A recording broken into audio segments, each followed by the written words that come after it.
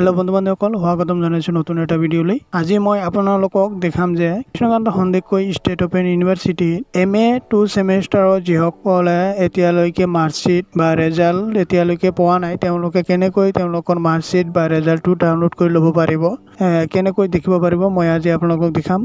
এই ভিডিঅ'ৰ জৰিয়তে আপোনালোকে দেখিবলৈ পাব যে কেনেকৈ আপোনালোকৰ মাৰ্কশ্বিটখন ডাউনলোড কৰি ল'ব পাৰিব। প্ৰথমে ডেছক্ৰিপশ্যনত লিংক দিয়া আছে, তাত গৈ ক্লিক কৰি এইটো পেজত আহিব। ইয়াত অহাৰ পিছত আপোনালোকে কি কৰিব, ইয়াত আপোনালোকৰ যেটো এনৰোলমেন্ট নম্বৰ আছে নম্বৰটো ইয়াত টাইপ কৰিব। টাইপ কৰি তলত আপোনালোকে ইয়াত সিলেক্ট কৰিব লাগিব যে MA 2 সেমেষ্টাৰ, তাৰ পিছত ব্ৰেকেটত MA 2 লিখা আছে, তাৰ পিছত হোল্ডিং অক্টোবৰ 2023 এইটো আপোনালোকে সিলেক্ট কৰিব। ইয়াতে দুটা আছে এনেকুৱা ধৰণৰ, আপোনালোকে এইটো সিলেক্ট কৰি সাবমিটত ক্লিক কৰিব। তাৰ পিছত আপোনালোকৰ মাৰ্কশ্বিটটো এনেদৰে ওলাই আহিব।